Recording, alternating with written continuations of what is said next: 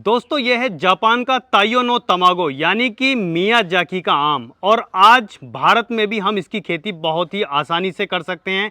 गमले में हम इस पौधे को लगा सकते हैं और इसके ऊपर देखिए फ्रूटिंग आनी शुरू हो गई है। ये है मियाजाकी का आम जो सबसे महंगा जापान में बिका था 2.5 लाख रुपए किलो। उसके बाद से ही भारत में भी इसकी मांग बहुत ज़्यादा बढ़ गई थी। बहुत किसानों ने इसको लगाया और इसकी खेती शुरू करी। बाकी हम इसे गमले में भी लगा सकते हैं और गमले के साथ साथ हम टेरेस गार्डन हो, आपका कोई बगीचा हो, कहीं भी गमले के अंदर हम इसकी खेती कर सकते हैं और इससे एक बहुत ही बढ़िया आम ले सकते हैं।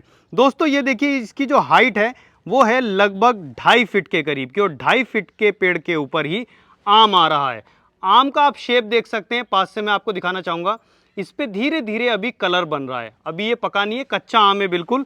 और दूसरी बात, इसको इतना न्यूट्रिशन नहीं मिल रहा है इसमें, इस वजह से ये इसका साइज इतना रहा है, नहीं तो ये बहुत बड़ा हो जाता है। क्योंकि नीचे जो हमने बैग लगाया हुआ है वो बहुत ही छोटा बैग है, जिसकी वजह से पूरा पर्याप्त मात्रा में इसको न्यूट्रिशन नहीं अवेलेबल हो पा रहा है। अगर हम इसे गमले में लगाते हैं तो हम इससे बहुत ही बढ़िया तरीके से प्रोडक्शन ले सकते हैं। साथियों इसकी खेती भी आज के टाइम में भारत में की जा रही है।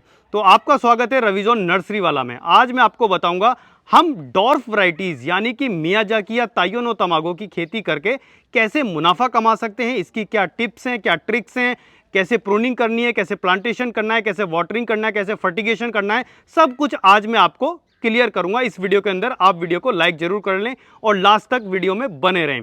तो अगर हमें मियाजाकी की खेती भारत के अंदर करनी है तो हमें सबसे पहले एक बहुत ही अच्छे लैंड की जरूरत पड़ेगी। दूसरी बात, हम इसकी खेती गर्म इलाके में भी कर सकते हैं, जहां तापमान 45-47 तक जाता है, वहां भी इसकी खेती आसानी से हो जाएगी।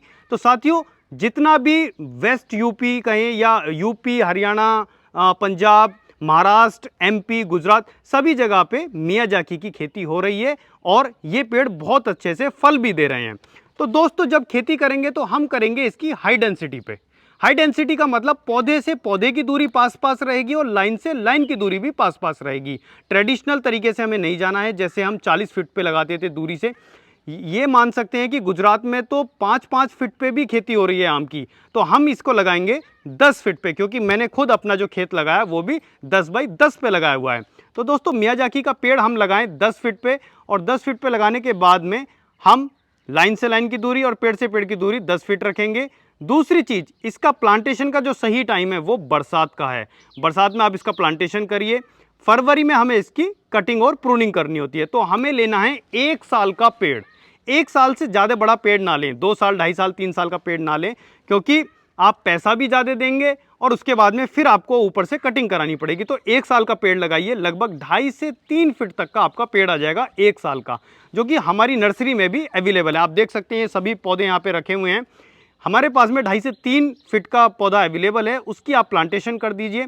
प्लांटेशन करने के बाद में फरवरी के टाइम पे, ठंड के टाइम पे आपको ऊपर से उसकी कटिंग करनी है। दोस्तों इसी तरीके से ये प्रक्रिया चलेगी लगभग 3 साल तक और 3 साल बाद आपको फल मिलना शुरू हो जाएगा मियाजाकी का। तो दोस्तों ये देखिए फल कितना शानदार आया हुआ है यहाँ पर, और आप भी इसी तरीके से इसकी खेती कर सकते हैं या अपने घर में भी पौधे लगा सकते हैं। रविजोन नर्सरी वाला पर पौधे बहुत सारी वैरायटीज़ के अवेलेबल हैं। खासकर मियाजाकी आप मंगाइए, मियाजाकी आप लगाइए। और हमने यहाँ नर्सरी में प्रोडक्शन भी आपको पेड़ के ऊपर दिखाया कि किस तरीके से ये फल दिखाई देता है या लगता है। तो दोस्तों दिए गए नंबर पे अभी संपर्क करें और संपर्क करने के बाद में आप घर बैठे ये पौधे मंगा सकते हैं। धन्यवाद।